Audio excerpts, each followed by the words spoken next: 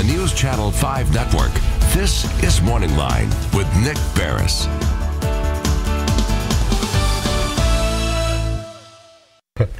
Good morning, everyone. Thanks for joining us on MorningLine. Nick Beres on Casual Thursday Tax Day. That's what we're doing. Taxes. We're talking taxes today. You're like, what, Nick? Wait, April, it's already done. I got my return, or I just got a letter I'm getting audited. Okay, maybe that's something we should talk about. But the bottom line is there's things to think about outside of what we will call the traditional tax season. And so I think it's a good idea to talk about it every once in a while. And you may have questions yourself where you're going to be welcome to join in the conversation.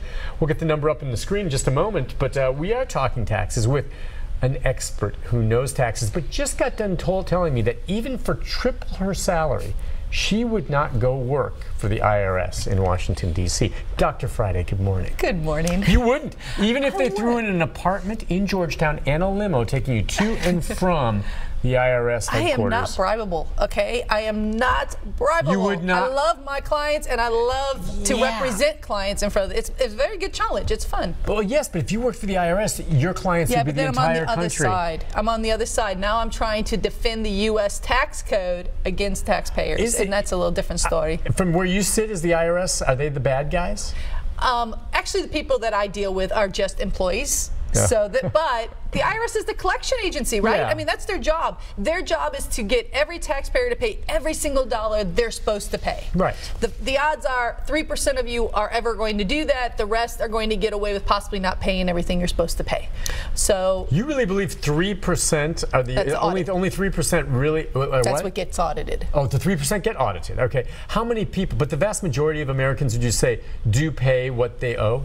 A vast majority, because they're not self-employed. If you're on a W-2, there's nothing you can do. You can't change the taxes. They're very straightforward. Right. There's no reason to question. But how many people do a little something on the side, maybe make a little money? Sure. It's cash. No one knows about it. You know, that kind of situation. Is that really reportable income per se? Is your hobby, even though you make only $4,000 or $5,000 a year, and I don't really make any money because I spend it, but according to tax law, hobbies are 100% taxable in 2018 pretty much because there's no deductions.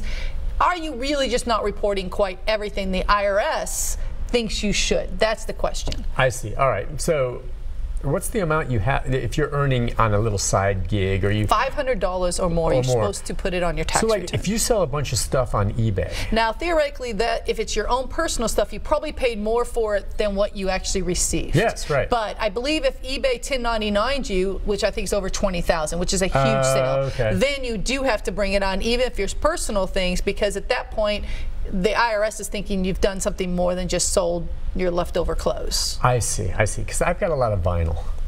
A lot of records. 33s, 45s? Yes, 33s, mostly 33. I've got a lot of, well, actually, it's not so much me, it's my wife. Yes. But if you sold that, you'd have to worry about it, and I'm not sure we're selling them, they're hers, but it would have to be more than $20,000. Right, I mean, and most likely she paid a lot more, or inherited a lot more of that. I inherited quite a bit, but I will tell you, I just got rid of a lot of that. Did you? Yeah. Still, they're coming back. A lot of people. Well, and you know, I found some really cool stereo systems that actually have turntables on them. So anyway. It took you a second. What's it called again? What's it called? It's a turntable. My son doesn't even know what those are. You know, teenagers forget it.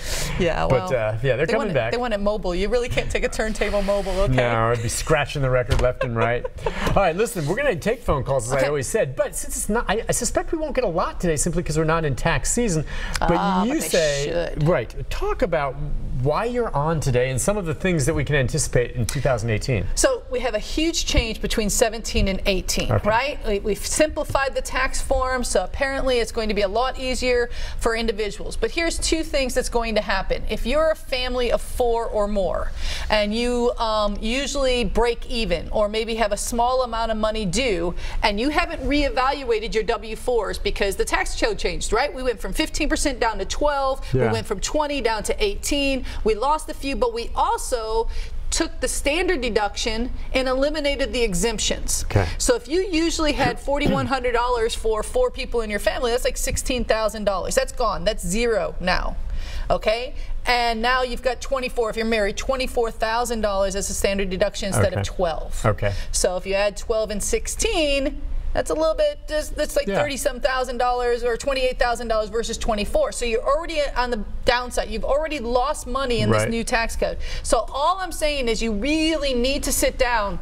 If you've always broke even, or maybe you had children that turned 17, so last year you had gotten the child credit, but this year your child turned 17, guess what? Zero. Well, I think it's going to be $500 if they're in up until they hit college, 22 when they're supposed to graduate, or 21 when they graduate college. You'll get $500 credit. So it's a change that my concern is everybody's going to think it's going to be the same. We've been in the same tax code for 30 years. I've never had a problem. Now, boom, some of this, myself example, I itemize.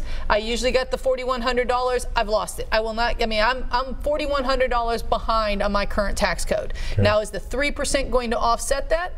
I'm not sure, but I'm upping the ideas. I'm kind of sticking to the 15% tax code because is what I know what the income brackets were, and the current tax tables really provide this. So you really want to make sure that your W-2, because everyone lost withholdings on their W-2s. All right. If you look at last year's and this year's and you made the same salary, I bet box 2 or your federal withholding is showing less. Is that going to be a problem? Are you claiming married in 2? But you really only have 1 child at home right now because you used to really be able to itemize a lot, right? Now, if you have more than 1 property and you used to take a lot of property tax or sales tax, remember we call it SALT, the state withholding tax, you can only do $10,000. If you live in Williamson County, your property tax is 6 or 7, you're making a couple $100,000, your sales tax used to be 6 or 7, boom, you just lost a couple $1,000s in what you normally could itemize. Okay, so you think that if people don't take note of this now, they're going to be surprised come tax time next time? Absolutely, and that's the problem, that people aren't saving the money in case they do. So they think it's status quo maybe, or they've forgotten the changes that you just talked about. And so they're going, okay, well, year again, I'm just going to do what I always did. And then boom, all of a sudden that time comes and you may end up owing money when in the past you were either breaking even or maybe even getting a little back. Exactly. That is my big concern. That just gets people's attention because they're like, wait. And then I know a lot of our viewers are like me. They're not multimillionaires or anything like this. Everyday working people with kids in college, or I mean all the basic things that happen, some things that are in the new tax code, if you are a person that works for someone, let's take Nick, he actually has a real job unlike myself, and let's say that you could actually itemize your mileage and your cell phone because you went all over the place with your personal car and do these things, that's gone. Miscellaneous deduction is gone. So part of your itemizing that you've taken in the past is going to be zero. But again, that's replaced by what? Nothing. Nothing. The $24,000 increase of standard deduction, but it's not really replaced. So those people, I have people that used to take $17,000, $18,000 alone under miscellaneous. So it depends on what your situation was. Some people it may actually.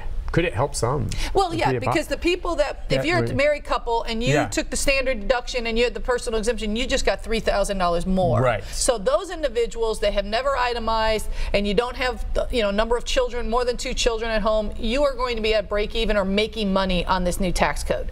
I'm more concerned with those. Everybody's working really hard right now, and they're all just trying to keep all the balls in the air, and boom, come February when they start doing their taxes, they get smacked in the face because they realize now that vacation fund that they've always had $2,000 or $3,000 to take the kids on summer break now depleted down to $1,000 or whatever, because a lot of people actually really count on that refund. Yeah, I was going to say on the other hand, on the other side, they may not even get the refund then. Exactly, and then that could actually put a whole dampen in your lifestyle. So either way, you may be needing to sit down on the IRS.gov. There is a W-2 calculator. So I would suggest going to IRS.gov, putting your W-2 information, calculate it, just make sure that the new changes aren't going to put you in a tailspin 6 months from now when at that point you can't change it. It's over. You know what I mean? Right. And that's my concern. Okay, that's great to put out. I remember we had talked about this last year when those changes came into play, and I was saying, does that apply this year? You go, no, Nick, it's next year. So then you filed it away and you kind of forgot about it, and I literally had until she showed me, just hold up, we can't zoom in on it, but is this basically what the new form is? Cut down from, how big was it? I don't know if we can see that. Yeah, it was a full page before. Yeah, okay. It was a full page. It's half a page. So you can't make it all out. But it's very simple this year. They call it a postcard. Yeah. So it's basically an 8x10 in half, or whatever these are, in half. And so you get the front half that's just going to have your name and your signature. Okay. The back half is going to report all of your income. Now, what they're not showing you is that every one of these boxes has another schedule. pretty much. All right. So there'll be a Schedule 1, a Schedule 2, a Schedule 3.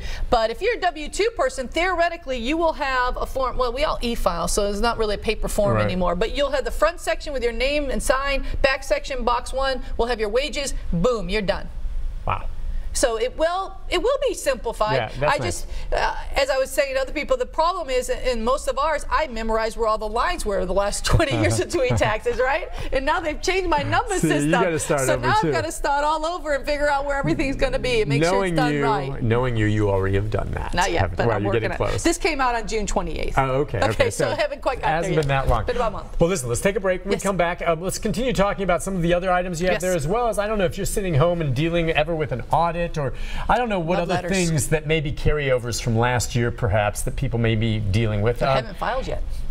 Is it? Yeah, there are people. October 15th is the deadline, so there's a lot of procrastinators. So if you haven't filed 17, might be now time to talk about it. You're still paying a penalty if you're waiting until October. If you haven't paid. If you haven't paid. All right. The number is 737-7587. Questions or comments for the doctor about taxes in general, if you'd like. We'll take them when we come back, and if not, sit back, listen in. We've got plenty of things to discuss right after this.